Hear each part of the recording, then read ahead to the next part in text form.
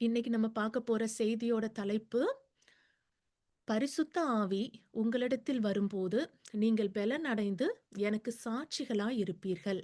அப்படிங்கிற தலைப்புல தான் நம்ம இன்னைக்கு பார்க்க போறோம். இந்த வசனம், இந்த வார்த்தைகள் வந்து ஏசப்பா அவங்களுடைய சீஷர்கள் கிட்ட சொல்றாங்க. நம்ம போன வாரமும் கூட இதே மாதிரியான ஒரு வார்த்தைய சவுல் ராஜாவுக்கு சாமுவேல் தீர்க்கதரிசி சொன்னத பார்த்தோம். பரிசுத்த ஆவி உன் மேல வருவாங்க. நீ வந்து நெறைய தீர்க்கதரிசிகள பாப்ப. அவங்க கூட நீயும் தீர்க்க தரிசனம் சொல்லி, நீ ஒரு புது மனுஷனா ஆவ அப்படிங்கிற அந்த வாக்குறுதிய குடுத்தாங்க. ஆனா, அந்த வாக்குறுதிய ஏற்றுக்கொண்டு, அதன்படி நடக்கிறதும், ஆண்டவருடைய வார்த்தைகளுக்கும், அவங்க கட்டளைகளுக்கும், அவங்களுக்கு அந்த பிரியமான வாழ்க்கைய வாழ்றதுக்கு தேவையான அந்த கீழ்ப்படிதல் வந்து இருக்கிறதும், இல்லாம போறதும் வந்து சவுல் கையில தான் இருந்துச்சு. ஆண்டவர் என்னெல்லாம் செய்யணுமோ, அது எல்லாத்தையும் அவங்க சைட்ல இருந்து என்ன காரியங்கள் எல்லாம் சவுலுக்காக செய்யணுமோ, எல்லாமே செஞ்சாங்க. சாமுவேல் தீர்க்கதரிசியும் அவங்களுக்கு ஒரு ஸ்பிரிச்சுவல் லீடரா, ஒரு பாஸ்டர் நமக்கு சர்ச்ல எப்படி பாஸ்டர் இருக்காங்களோ, அந்த மாதிரி அவங்கள வழி நடத்துறதுக்கு அவங்களுக்கு கூடவே இருந்தாங்க. ஆனா, இது எல்லாத்தையுமே மீறி ஆ எல்லாத்தையும் கீழ்ப்படிந்து, ஒபீடியன்ட்டா அந்த ஆண்டவருடைய சித்தம் அவங்க வாழ்க்கையில நிறைவேறணும் அப்படிங்கிற அந்த காரியத்துக்கு தேவையான காரியங்கள செய்ய வேண்டியது சவுல் ராஜா மட்டும் தான். அத அவங்களுக்காக வேற யாருமே செய்ய முடியாது அப்படிங்கிறத நம்ம போன மெசேஜ் பார்க்கும்போது உணர்ந்திருப்போம். அவங்களும் பல வேளைகள்ல ஆ ஆண்டவருக்கு பிரியமில்லாத காரியங்கள செய்றத பார்த்தோம். அதுல தவறு இல்ல. ஏன்னா யாருமே பெர்ஃபெக்ட் கிடையாது. நம்ம எல்லாருமே நம்ம பரிசுத்தமானவங்க, ரொம்ப உத்தமமானவங்க, தவறே செஞ்சதில்ல அப்படின்னு இருக்கிற மனுஷங்க இல்ல. மனுஷங்களா இருக்கும்போது நம்ம எல்லாருமே பாவிகள் தான். நெறைய தப்புகள் செய்றோம். ஆனா, அவர் தப்பு செஞ்சும் அத ஒரு உணராதவரா இருந்தாரு. ஒரு காலமுமே அவர் வந்து அவர் செஞ்ச தப்ப உணரவும் இல்ல. அதுக்காக மனம் கசந்து அவர் வருத்தப்படவும் இல்ல. ஆண்டவர்கிட்ட மன்னிப்பும் கேட்கல. மன திரும்புதல் அவர்கிட்ட இல்லவே இல்ல. அதுதான் அவருடைய அந்த அழிவுக்கு காரணம். அதே இத தான் நம்ம தாவீது ராஜாவோட வாழ்க்கையில பார்த்தாலும், அவங்க அதே மாதிரி அவங்களும் நெறைய தவறுகள் செஞ்சாங்க. ஆனா, அவங்களுக்கு இருந்த டிஃபரன்ஸ் என்னன்னா, அவங்க வந்து அத உணர்ந்து ஆண்டவர்கிட்ட மன்னிப்பு கேட்டு, அவங்க கூட சமாதானமா இருக்கிறத நம்ம பார்க்க முடியும். இன்னைக்கும் நம்ம வந்து பரிசுத்த ஆவி உங்களிடத்தில் வரும்போது, நீங்கள் பெலனடைந்து எனக்கு சாட்சிகளா இருப்பீர்கள் அப்படின்னு ஏசப்பா அவங்க உயிர்த்தெழுந்து வந்ததுக்கு அப்புறம் அவங்க சீஷர்கள் கிட்ட சொல்றாங்க. இந்த பரிசுத்த ஆவி நமக்கு வரும்போது, நம்ம எல்லாருக்கும் கூட ஆண்டவர் குடுத்திருக்காங்க. நம்ம என்ன அடைவோம்னு சொல்லியிருக்காங்க. நம்ம ஒவ்வொருத்தரும் கூட பெலன் அடைவோம். அந்த பவர், அந்த வல்லமை வந்து பரிசுத்த ஆவி நமக்கு தருவாங்க. நம்ம இப்ப கொஞ்ச வாரமாகவே டிசைபிள்ஷிப் அந்த சீஷத்துவம் நம்ம எல்லாரையுமே ஆண்டவர் வந்து சீஷர்களா அழைச்சிருக்காங்க அப்படிங்கிறத நம்ம பார்த்தோம். ஈஸ்டர் முடிஞ்சதுக்கு அப்புறமா இருந்த மெசேஜ்ல. சீஷர்களா அழைச்சது மட்டும் இல்லாம, சீஷர்களா இருக்கணும்னா, அதுக்கு என்னெல்லாம் செய்யணும்? அதுக்கு என்னெல்லாம் நம்ம ஒவ்வொருத்தரும் பண்ணணுங்கிறத, அதையும் அந்த கிளியர் இன்ஸ்ட்ரக்ஷன் குடுத்துருக்காங்க அப்படிங்கிறத அதுக்கு அடுத்த மீட்டிங்ல பார்த்தோம். போன வாரமும் சவுலோட வாழ்க்கையையும் பார்த்தோம். அவருக்கும் அதே அழைப்பு இருந்துச்சு. ஆண்டவர் அவங்களுக்கும் ஒரு திட்டத்த வச்சிருந்தாங்க. அந்த திட்டம் அவங்க வாழ்க்கையில பூரணமா ஆண்டவர் எதிர்பார்த்த அளவுக்கு அவங்க வாழ்க்கையில நிகழாம போனதையும் பார்த்தோம். ஆனா, அதே மாதிரி தான் ஒரு வாக்குறுதிய அவங்க சீஷர்களுக்கும் ஏசப்பா சொல்றாங்க. அதே வாக்குறுதி இன்னைக்கு அவங்க பிள்ளைங்களா, அவங்க சீஷர்களா இந்த காலகட்டத்தில வாழ்ற நம்ம எல்லாருக்கும் கூட இருக்குது. அதனால அந்த சீஷர்களோட வாழ்க்கை இன்னைக்கு மெயினா வந்து பேதுருவோட வாழ்க்கைய நம்ம பார்க்க போறோம். அவங்க இந்த பரிசுத்த ஆவியோட அனாயிண்டிங் அந்த அபிஷேகத்துக்கு முன்னால அவங்க எப்படி இருந்தாங்களோ, பின்னால அவங்க வாழ்க்கை எப்படி மாறுனதுங்கிறத தான் நம்ம பார்க்க போறோம்.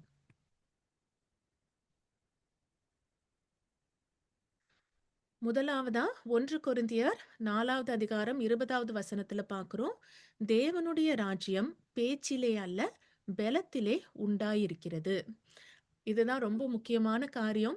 இன்னைக்கு இந்த காலகட்டத்துல நம்ம எத்தன சர்ச்சஸ்ல, கிறிஸ்டியன் ஆர்கனைசேஷன் உலகம் பூரா எவ்வளவோ இருக்கு.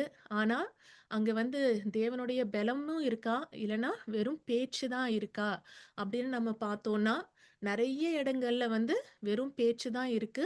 அங்க அந்த பவர் ஆஃப் காட், அந்த வல்லமை அந்த இடத்துல இருக்கிறதில்ல. ஆனா பைபிள்ல சொல்லியிருக்கிறாங்க, தேவனுடைய ராஜ்யம் வந்து பேச்சிலே அல்ல, பெலத்திலே உண்டாயிருக்கிறது அப்படின்னு.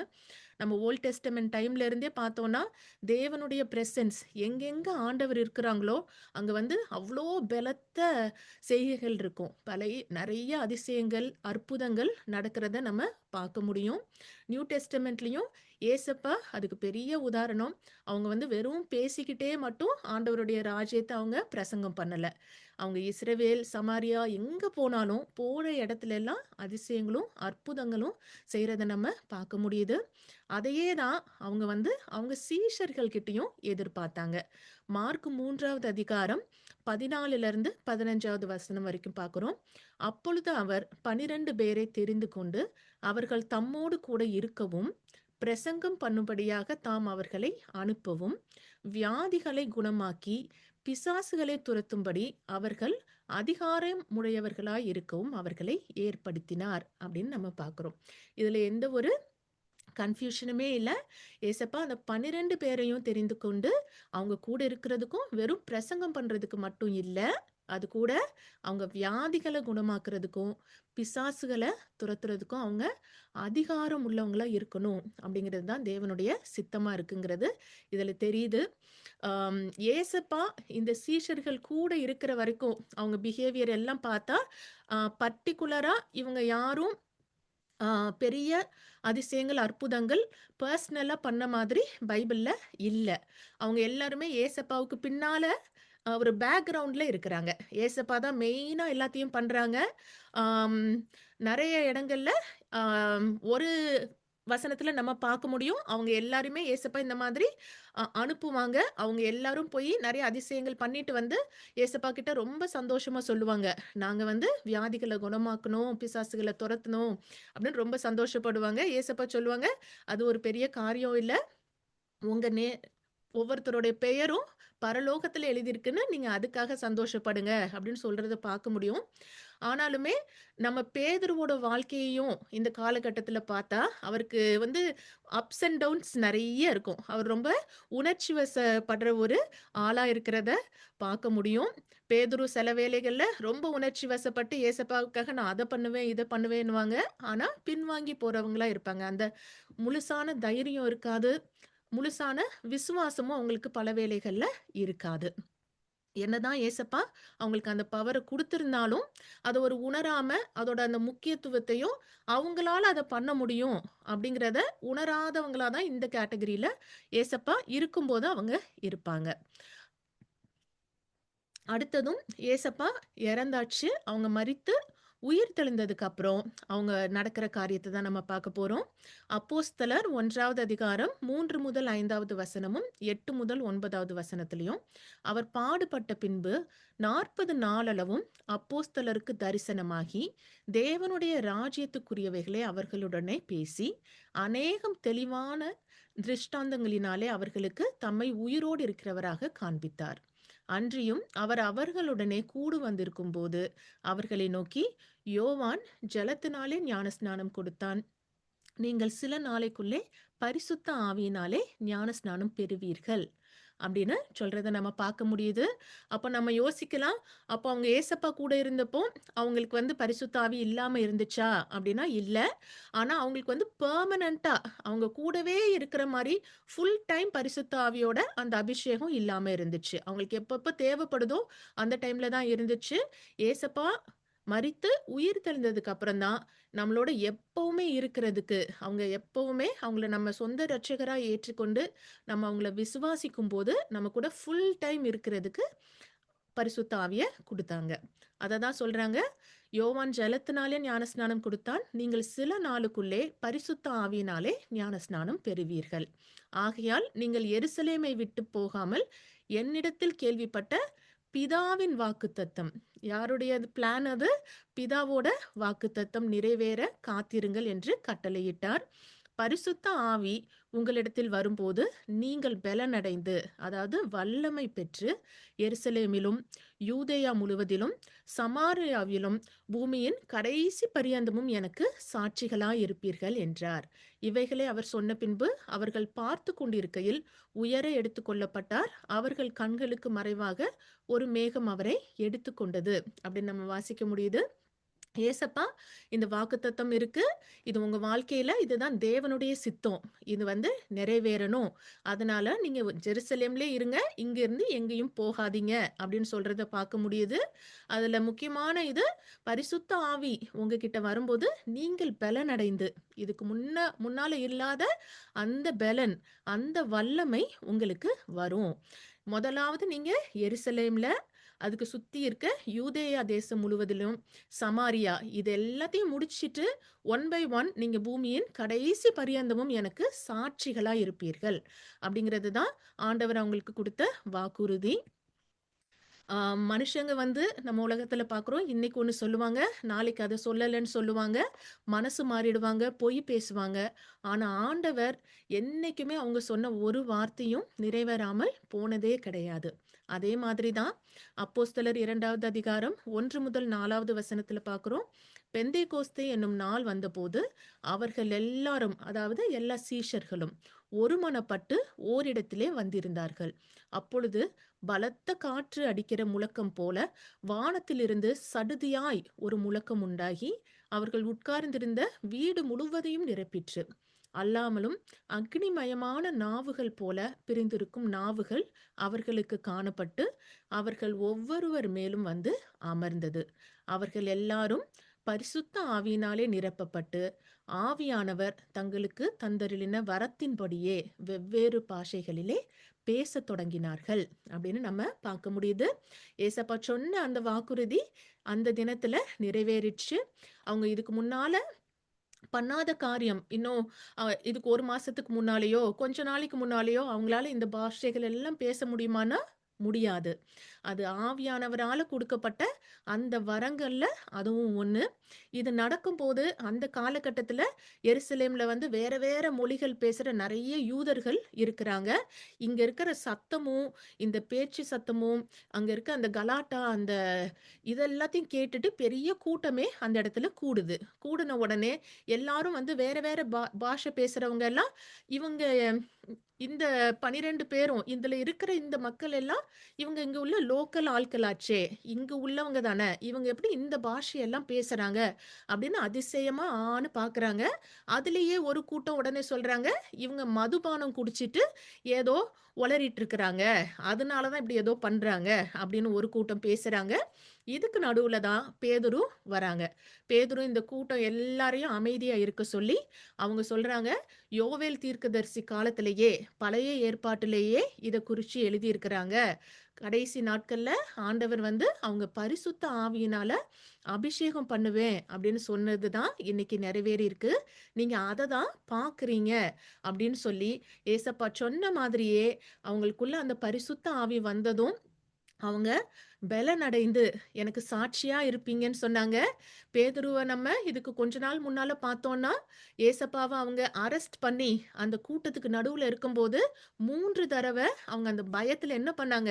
ஏசப்பாவ மறுதலிச்சாங்க. அந்த முக்கியமான வேலையில எனக்கு இவர தெரியவே தெரியாது அப்படின்னு சத்தியம் பண்ணாங்க, சபிச்சாங்க.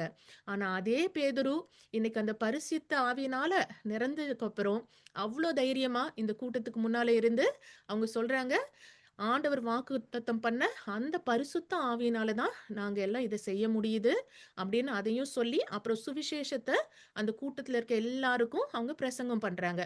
எப்படி ஆண்டவர் ஏசப்பாவ அனுப்புனாங்க. இந்த இஸ்ரவேல் ஜனங்கள் எல்லாரும் அவங்கள எப்படி சிலுவையில அறைந்தாங்க. ஏசப்பா உயிர் தெழுந்ததுக்கு நாங்க சாட்சிகள். எங்க முன்னால வந்தாங்க. எங்க கூட 40 நாள் இருந்தாங்க. அவங்கள நாங்க பார்த்தோம். இது பொய் கிடையாது அப்படின்னு அவங்க பெரிய சாட்சிய அந்த இடத்துல பகிர்ந்து கொள்றாங்க.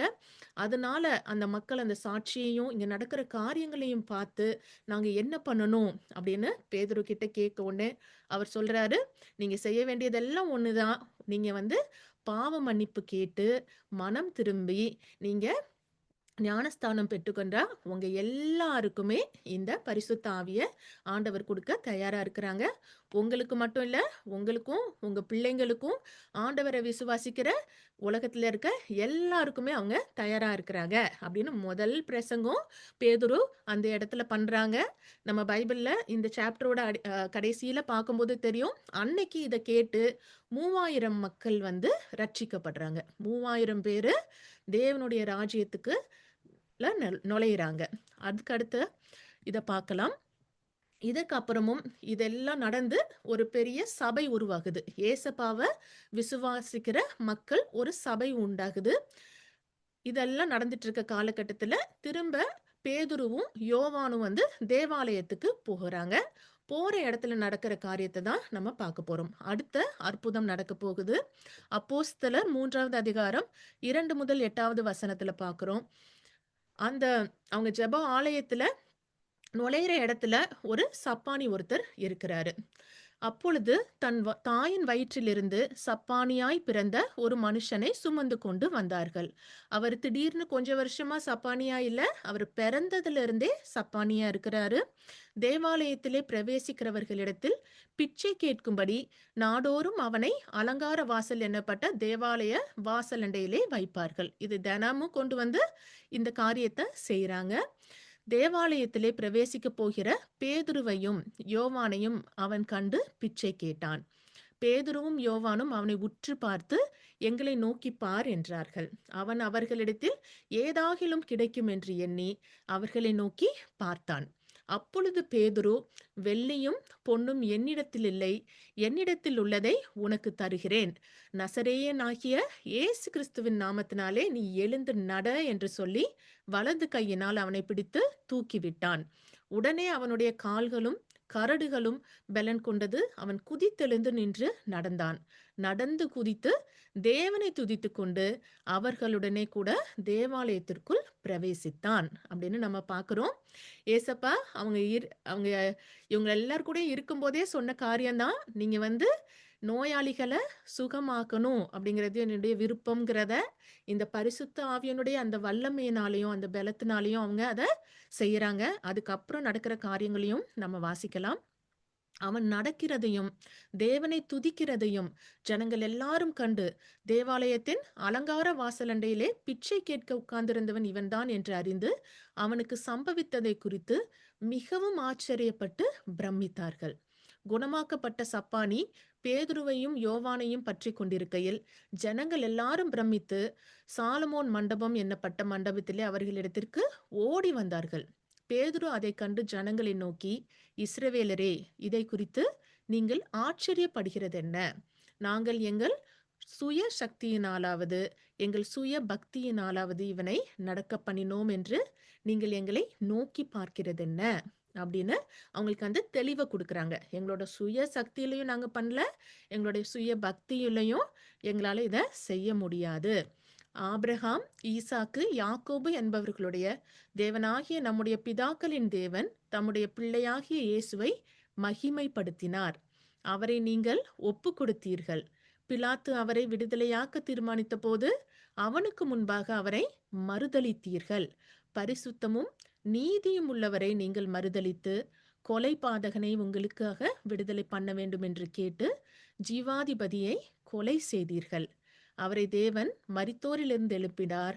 அதற்கு நாங்கள் சாட்சிகளாய் இருக்கிறோம் அப்படின்னு அவங்க இந்த ஆப்பர்ச்சுனிட்டிலையும் தேவாலயத்துக்கு போறாங்க. இந்த அதிசயத்தை பண்ணிட்டு அந்த மக்களுக்கு எல்லாருக்கும் அந்த தெளிவை கொடுக்கறாங்க. அவங்களுக்கு நடுவுல ஒரு பெரிய சாட்சிகளா இருக்கிறாங்க. இவங்களால இது எப்படி பண்ண முடிஞ்சதுங்கிறதுக்கான அந்த பதிலையும் தர்றாங்க. அவருடைய நாமத்தை பற்றும் விசுவாசத்தினாலே அவருடைய நாமமே நீங்கள் பார்த்து அறிந்திருக்கிற இவனை பலப்படுத்தினது. அவரால் உண்டாகிய விசுவாசமே உங்கள் எல்லாருக்கும் முன்பாக இந்த சர்வாங்க சுகத்தை இவனுக்கு கொடுத்தது. சகோதரரே, நீங்களும் உங்கள் அதிகாரிகளும் அறியாமையினாலே இதை செய்தீர்கள் என்று அறிந்திருக்கிறேன் அப்படின்னு பேதுரு சொல்றதை நம்ம பார்க்க முடியுது. இதையே நம்ம கொஞ்ச நாளைக்கு முன்னால பார்த்தோம்னா, ஏசப்பா இருக்கும்போது, ஆ இந்த ஃபிட்ஸ் வர்ற மாதிரி ஒரு பையனோட அப்பா ஏசப்பா கிட்ட வருவாங்க. வந்து சொல்லுவாங்க, "என் பையன் அடிக்கடி நெருப்புல போய் விழுறான், தண்ணீல போய் விழுறான். உங்களுடைய சீஷர்கள் கிட்ட நான் கூட்டிட்டு போனேன். ஆனா அவங்களால அத குணப்படுத்த முடியல அவன." அப்படின்னு சொன்னோனே ஏசப்பாவுக்கு நல்ல கோபம் வரும். "இந்த விசுவாசம் இல்லாத மாறுபாடுள்ள சந்ததியா இருக்கிறீங்களே, நான் எவ்வளோ நாள் உங்க கூட பொறுமையா இருப்பேன்." அப்படின்னு சொல்லிட்டு அந்த பையன் மேல இருக்க அந்த பிசாச அதட்டுவாங்க. அவர் பூரண சுகம் அடைஞ்சிருவாரு. உடனே சீஷர்கள் வந்து ஏசப்பா கிட்ட தனியா கூப்பிட்டு கேட்பாங்க, "எங்களால ஏன் இத பண்ண முடியல?" அப்படின்னு கேட்டோனே ஏசப்பா சொல்லுவாங்க, "ஏன்னா உங்களுக்கு விசுவாசம் இல்ல." உங்களால இத பண்ண முடியும். ஆண்டவர் அந்த பரிசுத்த ஆவியின் மூலமா இந்த காரியத்த உங்க மூலம் பண்ண முடியுங்கிற அந்த விசுவாசம் உங்களுக்கு இல்ல.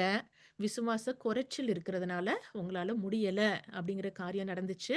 அதே பேதுரு தான்.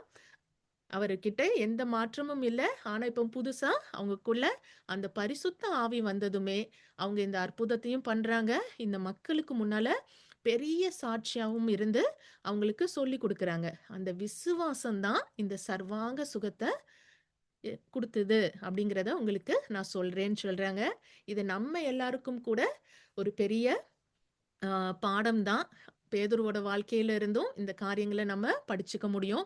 பல வேளைகள்ல ஆ நான் இந்த ஊழியத்துல இருந்தாலும், எனக்குமே ஆ யாருக்காவது பிரேயர் பண்ணணும்னா, ஒரு அந்த பேதுரு இந்த இவங்களுக்கு இருந்த அந்த ஒரு தடுமாற்றம். இது நம்மளால முடியுமா? இது நடக்குமா?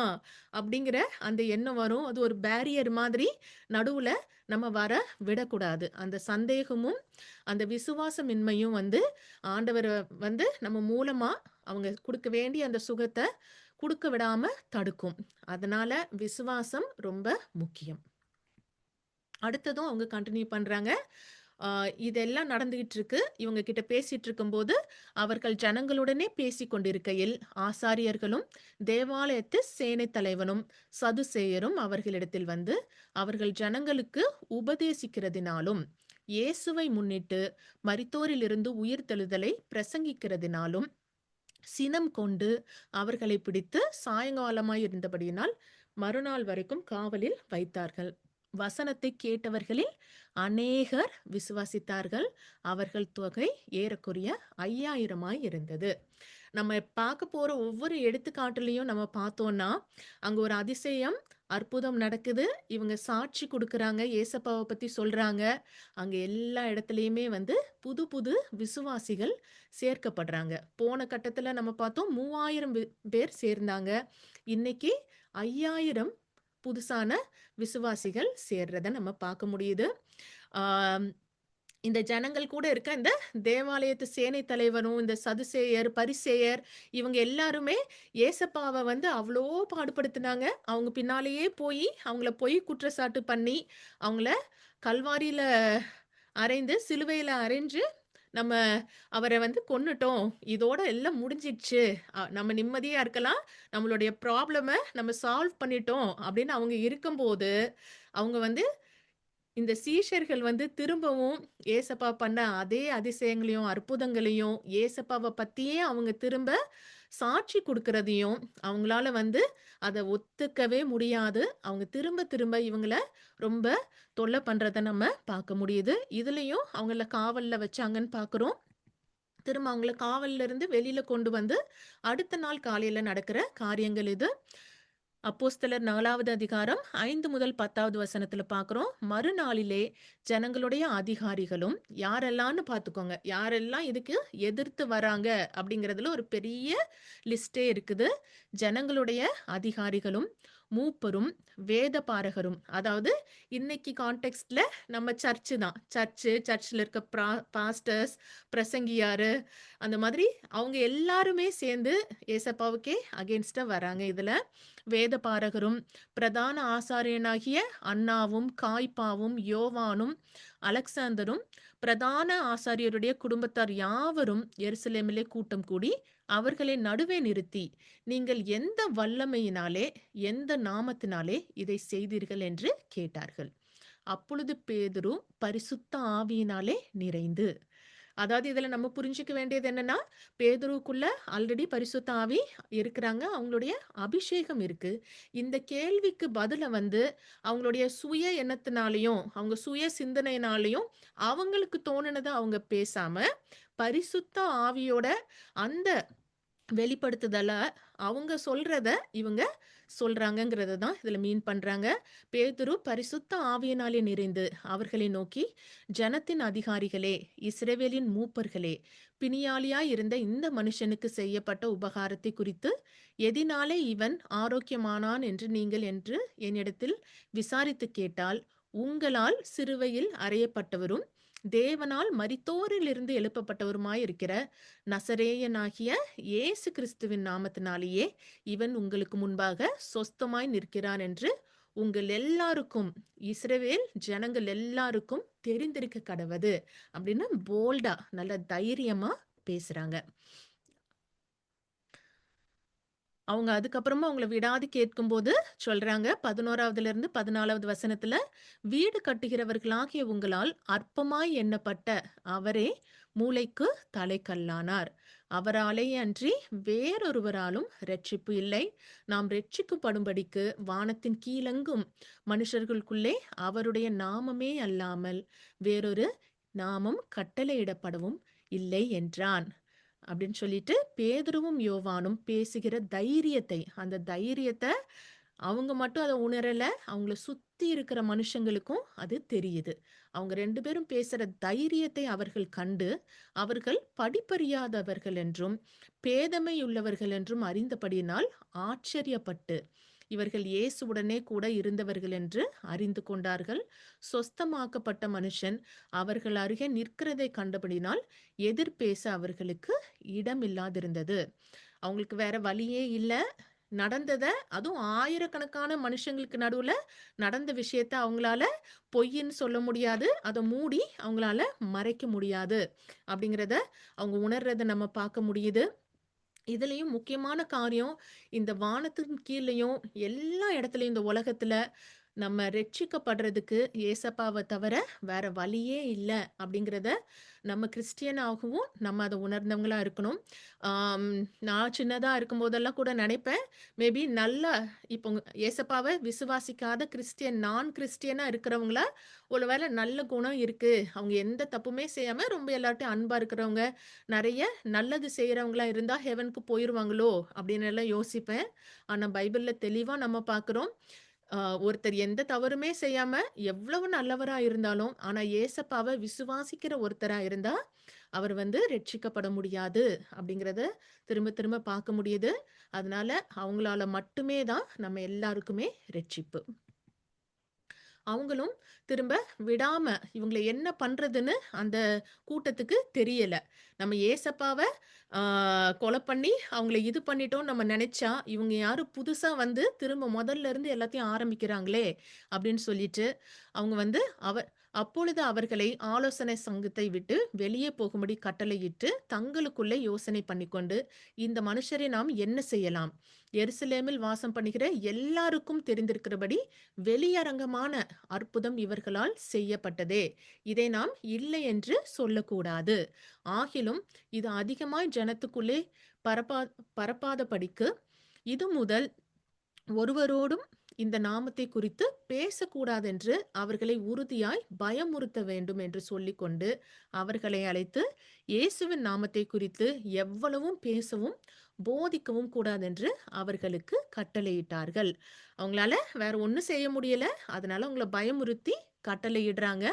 அதுக்கு அவங்க சொல்றாங்க, பேதுருவும் யோவானும் அவர்களுக்கு பிரதியுத்தரமாக, தேவனுக்கு செவி கொடுக்கிறதை பார்க்கிலும் உங்களுக்கு செவி கொடுக்கிறது தேவனுக்கு முன்பாக நியாயமாய் இருக்குமோ என்று நீங்களே நிதானித்து பாருங்கள். நீங்களே சொல்லுங்க அப்படின்னு ரொம்ப அழகா பரிசுத்த ஆவியானவரே அவங்களுக்கு அந்த ஞானத்தை, அந்த விவேகத்தை, அந்த வேலையில எப்படி பேசணும் அப்படிங்கிறதையும் சொல்லி கொடுக்கறாங்க. நாங்கள் கண்டவைகளையும் கேட்டவைகளையும் பேசாமல் இருக்கக்கூடாதே என்றார்கள். நடந்த சங்கதிகளை குறித்து எல்லாரும் தேவனை மகிமைப்படுத்தினபடியால் ஜனங்களுக்கு பயந்து அவர்களை தண்டிக்க வகையொன்றும் காணாமல் அவர்களை பயமுறுத்தி விட்டுவிட்டார்கள். அற்புதமாய் சொஸ்தமாக்கப்பட்ட மனுஷன் 40 வயதுக்கு மேற்பட்டவனாய் இருந்தான்னு பார்க்கிறோம். அவருக்கு 40 வயசா ஆனவரா இருக்கிறாரு.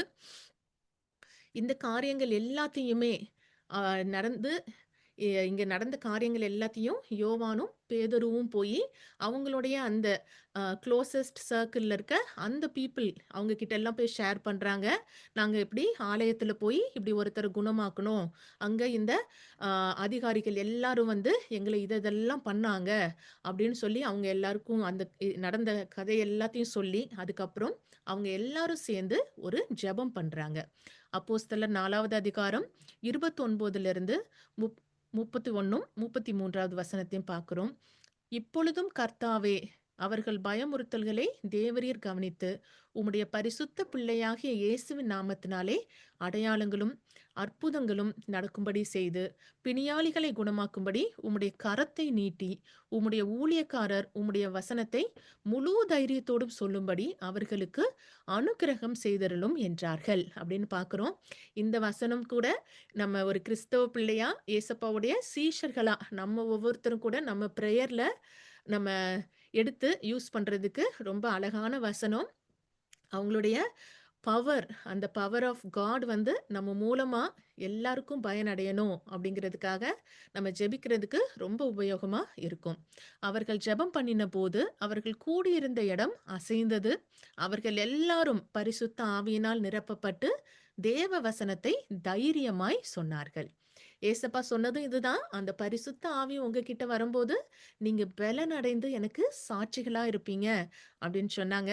அதே மாதிரி தான் திரும்பவும் அந்த பரிசுத்த ஆவியினால அவங்க நிரப்பப்பட்டு தேவ வசனத்தை இன்னும் தைரியமா சொன்னார்கள். கர்த்தராகிய இயேசுவின் உயிர்த்தெழுதலை குறித்து அப்போஸ்தலர்கள் மிகுந்த பலமாய் சாட்சி கொடுத்தார்கள். அவர்கள் எல்லார் மேலும் பூரண கிருபை உண்டாயிருந்தது அப்படிங்கிறத நம்ம பார்க்க முடியுது. இந்த சாப்டரோட எண்ட்லயும் நம்ம பார்க்கலாம். இந்த சபை வந்து நல்லா வளர்ந்து, நல்லா பெருகி, எல்லாரும் ஒருத்தரோடு ஒருத்தர் அவ்ளோ அன்பா இருப்பாங்க. ஒருத்தர்கிட்ட நெறைய செல்வம் இருந்தா, அவங்க வந்து இல்லாதவங்களுக்கு குடுப்பாங்க. ஆண்டவருடைய ராஜ்யத்த அவங்க வந்து பெருசாக்கணும் அப்படிங்கிறதுக்காக, அவங்க வீடு, வாசல், நிலம் அந்த மாதிரி எல்லாத்தையும் வித்து, அத கொண்டு வந்து இந்த சீஷர்கள் கையில குடுத்து ஊழியம் பண்றதுக்கு உபயோகிக்க சொல்லுவாங்க. அந்த மாதிரி தான் இன்னொரு ஒரு ஹஸ்பண்ட் அண்ட் ஒய்ஃப், ஒரு கணவனும் மனைவியும் கூட அதே மாதிரி பண்ணலான்னு பண்ணுவாங்க. ஆனா முழு இருதயத்தோட அத செய்ய மாட்டாங்க. அடுத்த அற்புதத்தை நம்ம பார்க்க போறோம். பேதுரு பண்ணது. அப்போஸ்தலர் 5வது அதிகாரம் 3 முதல் 5வது வசனத்துல பார்க்கிறோம். அனனியா அப்படிங்கிற ஒருத்தர் இருக்கிறாரு. தன் மனைவி அறிய அவன் கிரயத்திலே ஒரு பங்கை வஞ்சித்து வைத்து, அவங்க ஆல்ரெடி அந்த இடத்த வித்துட்டாங்க. அவனோட ஒய்ஃபுக்கும் அது தெரியுது. அவங்க தெரிஞ்சிருந்தும் அவங்களுடைய ஹஸ்பண்ட் அவங்க கரெக்ட் பண்ணல அப்படிங்கிறது ஆ, இதுல பார்க்க முடியுது. அதனால இந்த முதல் லைன்லயே இது நம்ம எல்லாருமே ஒரு ஃபேமிலியா இருக்கோம். ஹஸ்பண்ட் அண்ட் ஒய்ஃபா இருக்கிறோம். இல்ல ஹஸ்பண்ட் அண்ட் ஒய்ஃப் பிள்ளைங்கன்னு ஒரு ஃபேமிலி யூனிட்டா இருக்கும்போது, ஒருத்தர் ஒரு தவறு செஞ்சா இன்னொருத்தர் அத தட்டி கேட்கணும். அந்த தவற எடுத்து அவங்களுக்கு சொல்லணும். "நீ பண்றது தப்பு" அப்படின்னு சொல்ற அந்த கடமை நமக்கு இருக்குங்கிறது, இந்த வாசிக்க போற இந்த இன்சிடென்ட்ல இருந்து எனக்கு ரொம்ப புரிஞ்சுது. தன் மனைவி அறிய அவன் கிரயத்திலே ஒரு பங்கை வஞ்சித்து வைத்து, ஒரு பங்கை கொண்டு வந்து அப்போஸ்தலருடைய பாதத்தில் வைத்தான். பேதுரு அவனை நோக்கி, அனனியாவே, நிலத்தின் கிரயத்திலே ஒரு பங்கை வஞ்சித்து வைத்து, பரிசுத்த ஆவியினிடத்தில் பொய் சொல்லும்படி சாத்தான் உன் இருதயத்தை நிரப்பினதென்ன? அதை விற்கும் முன்னே அது உன்னுடையதாய் இருக்கவில்லையோ? அதை விற்ற பின்பும் அதன் கிரயம் உன் வசத்தில் இருக்கவில்லையோ? நீ உன் இருதயத்திலே இப்படிப்பட்ட எண்ணம் கொண்டதென்ன? நீ மனுஷரிடத்தில் அல்ல, தேவனிடத்தில் பொய் சொன்னாய் என்றான். அனனியா இந்த வார்த்தைகளை கேட்கவே விழுந்து ஜீவனை விட்டான். இவைகளை கேள்விப்பட்ட யாவருக்கும் மிகுந்த பயம் உண்டாயிற்று அப்படின்னு பார்க்கிறோம். இதோட முடியல. 6வது வசனத்திலிருந்து, வாலிபர் எழுந்து அவனை சேலையில் சுற்றி வெளியே எடுத்துக்கொண்டு போய் அடக்கம் பண்ணினார்கள்.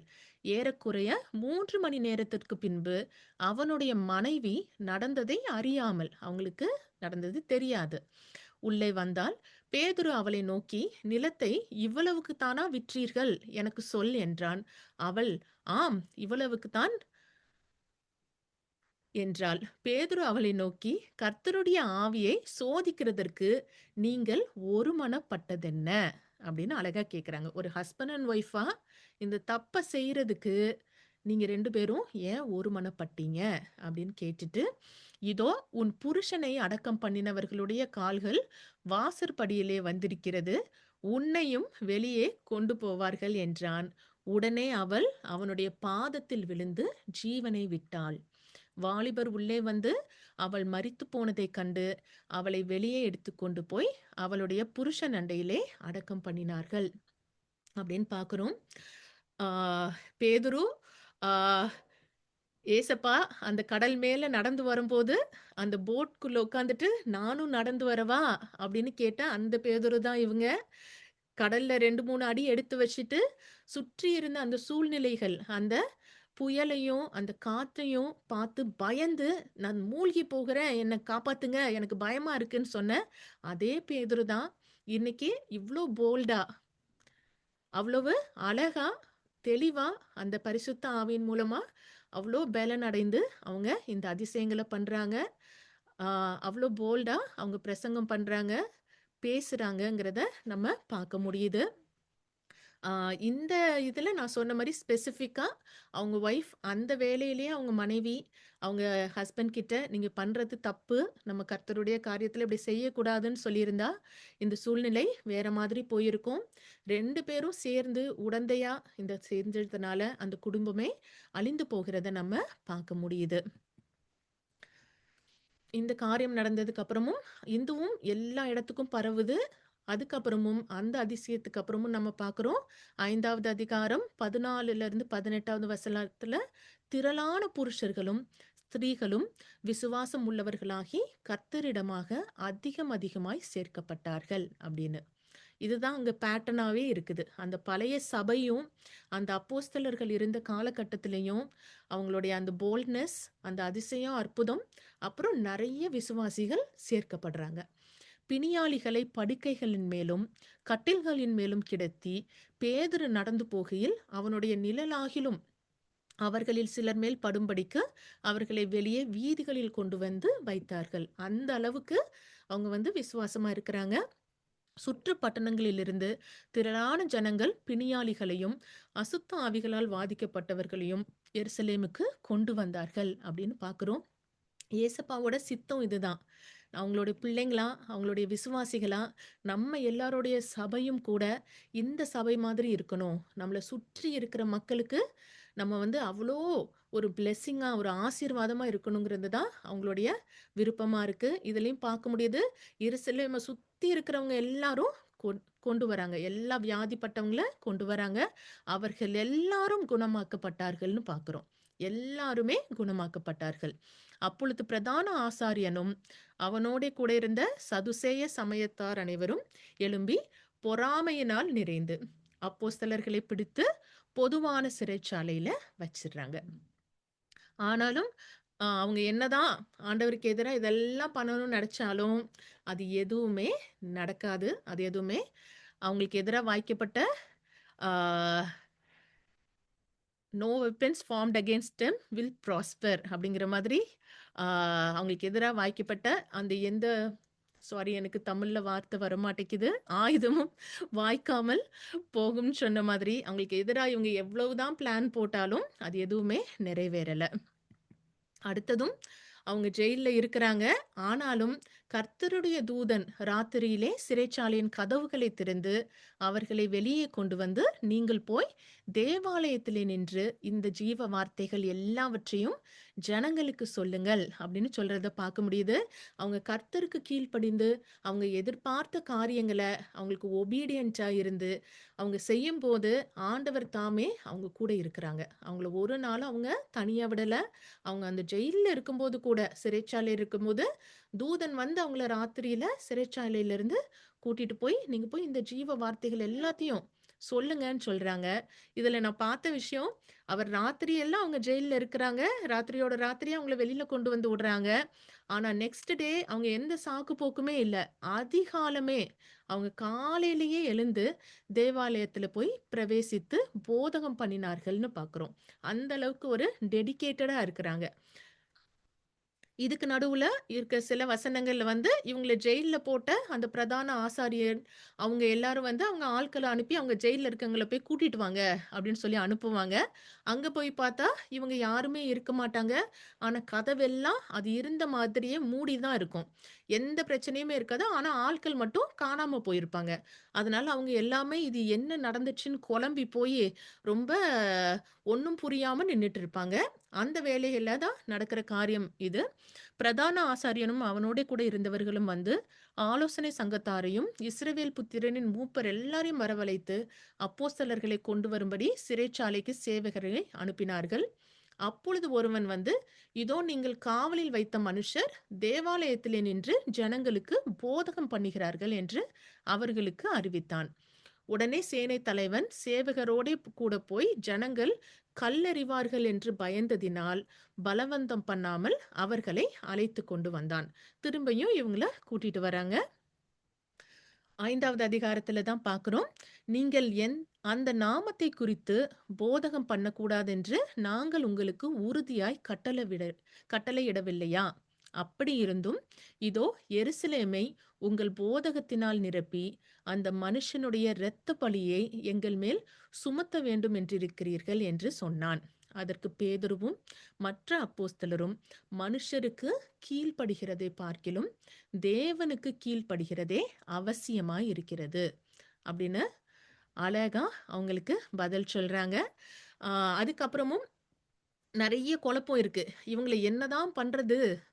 இவங்க நம்ம என்ன சொன்னாலும், நம்ம சொல்றத கேட்க மாட்டேங்கிறாங்களே! அப்படிங்கிற ஒரு குழப்பம் இருக்கும்போது, அங்க அப்பொழுது சகல ஜனங்களாலும் கனம் பெற்ற நியாயசாஸ்திரியாகிய கமாலியேல் என்னும் பேறு கொண்ட ஒரு பரிசேயன் ஆலோசனை சங்கத்தில் எழுந்திருந்து, அப்போஸ்தலரை சற்று நேரம் வெளியே கொண்டு போக சொல்லி, இப்பொழுது நான் உங்களுக்கு சொல்லுகிறது என்னவென்றால், இந்த மனுஷருக்கு ஒன்றும் செய்யாமல் இவர்களை விட்டுவிடுங்கள். இந்த யோசனையும் இந்த கிரியையும் மனுஷரால் உண்டாயிருந்ததானால் ஒளிந்து போகும். இவங்க பண்ற இந்த அதிசயம், அற்புதம் இந்த மாதிரி இதெல்லாம் ஏதோ ஒரு ஃப்ளூக்ல பண்ணிட்டாங்க, எதேர்ச்சையா பண்ணிட்டாங்க அப்படின்னா, அது இதோட முடிஞ்சு போயிரும். கவலைப்படாதீங்க. தேவனால் உண்டாயிருந்ததேயானால் அதை ஒழித்துவிட உங்களால் கூடாது. தேவனோடே போர் செய்கிறவர்களாய் காணப்படாதபடிக்கு பாருங்கள் அப்படின்னு சொல்லி அவர் வந்து ஒரு தெளிவா இந்த மக்கள் கிட்ட சொல்லிடுறாங்க. நீங்க பண்ணதெல்லாம் போதும். நீங்க இனிமே சும்மா அவங்கள விட்டுருங்கன்னு சொல்லிட்டு, அதுக்கப்புறமும் பேதுரு வந்து நெறைய இடங்களுக்கு போய் ஊழியம் பண்றாங்க. அப்போஸ்தலர் 9வது அதிகாரத்துல 32ல இருந்து 35வது வசனத்துல பார்க்கிறோம். பேதுரு போய் எல்லாரையும் சந்தித்து வருகையில், அவன் லித்தா ஊரிலே குடியிருக்கிற பரிசுத்தவான்களிடத்திற்கு போனான்.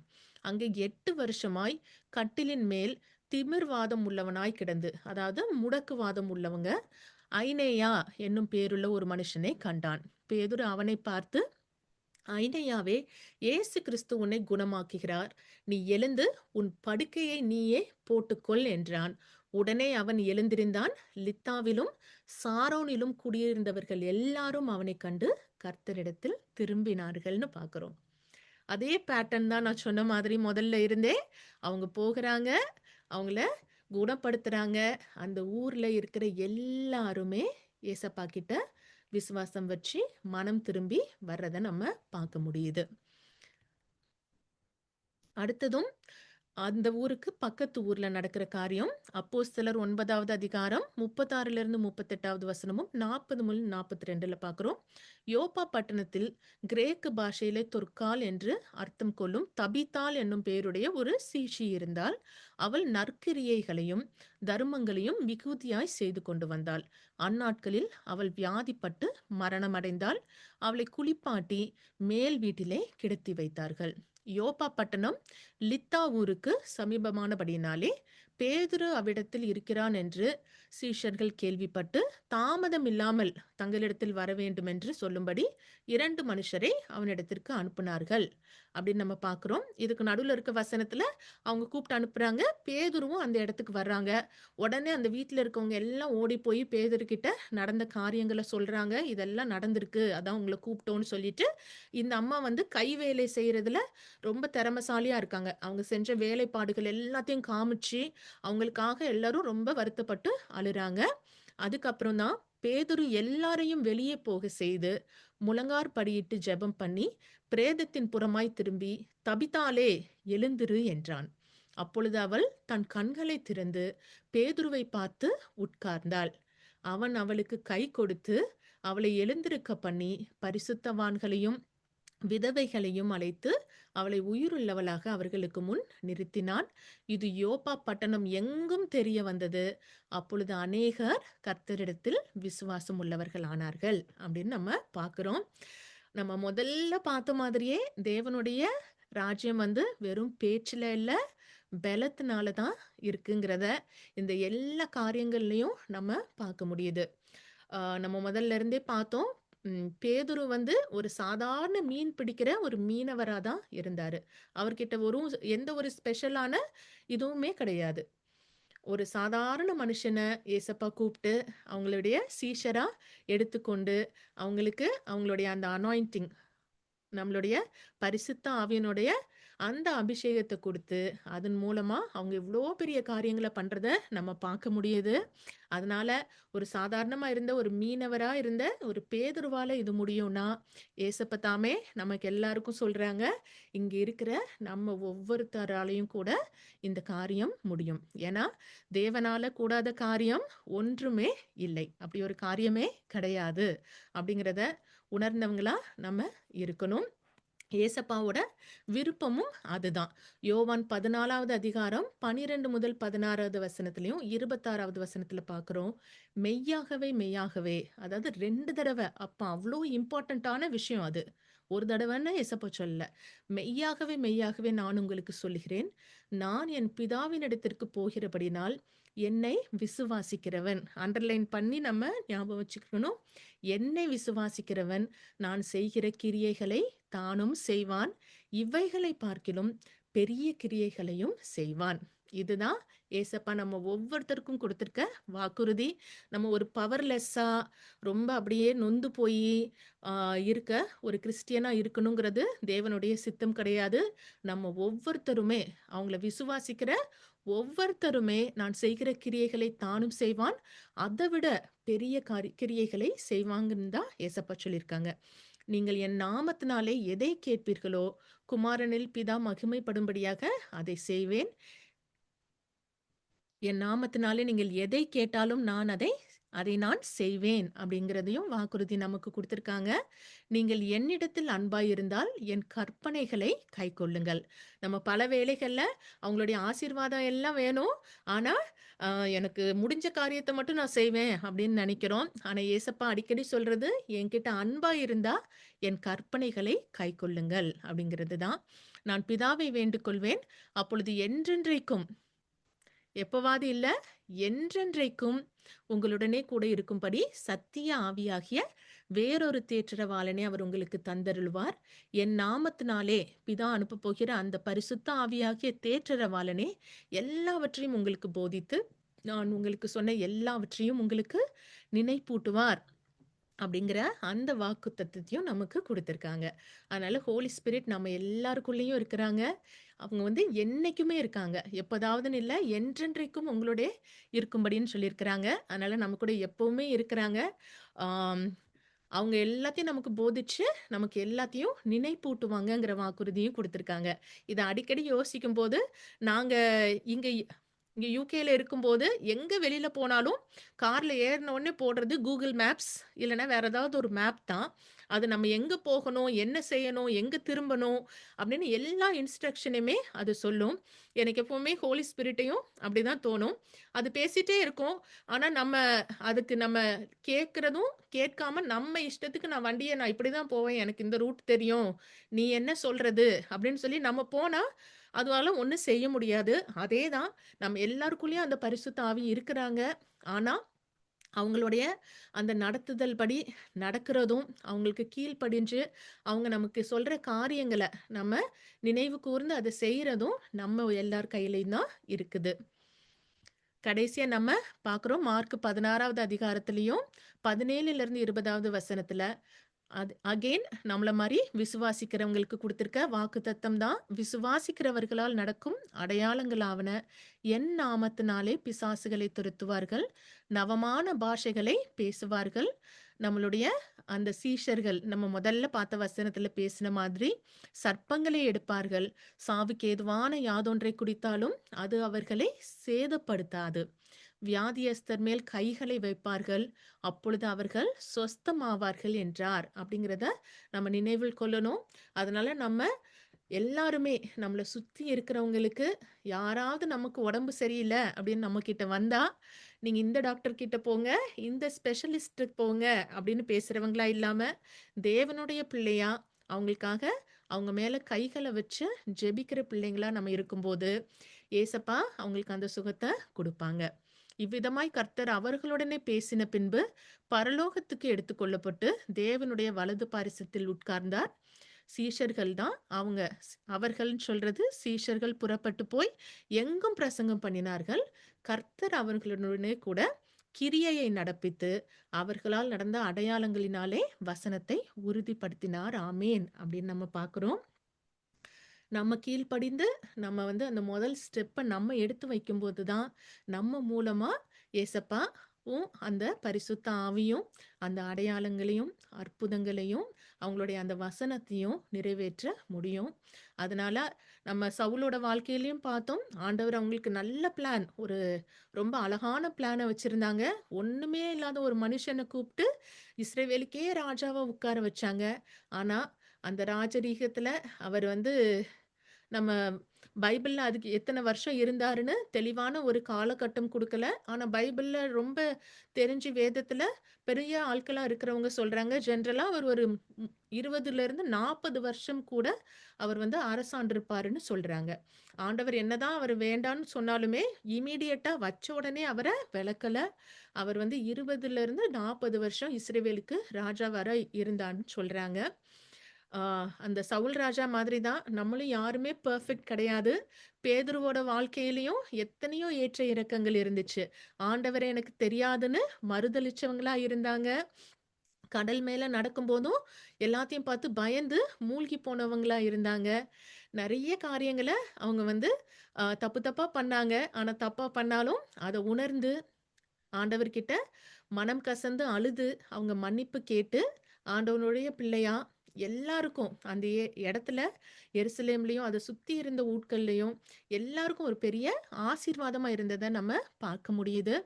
அதையே தான் ஆண்டவர் நம்ம ஒவ்வொருத்தருக்கும் விசுவாசிகளா இருக்கிற நம்ம ஒவ்வொருத்தரையும் கூட அதே மாதிரி கூப்பிட்டுருக்காங்க. அதனால இவங்க 2 பேர் வாழ்க்கைய ஒரு பெரிய எடுத்துக்காட்டா நம்ம நினைவில் கொண்டு ஏசப்பா நம்ம ஒவ்வொருத்தருக்கும் ஒரு பிளான் அண்ட் பர்பஸ் வச்சிருக்காங்க. அது என்ன அப்படிங்கிறத தெரிஞ்சுக்கிட்டு, அவங்க சொன்ன மாதிரி அந்த பரிசுத்த ஆவி நம்மகிட்ட இருக்கிறாங்க. நம்ம அந்த பலன் அடைந்து அவங்களுக்கு ஒரு சாட்சிகளா இருக்க கடமைப்பட்டிருக்கோம்.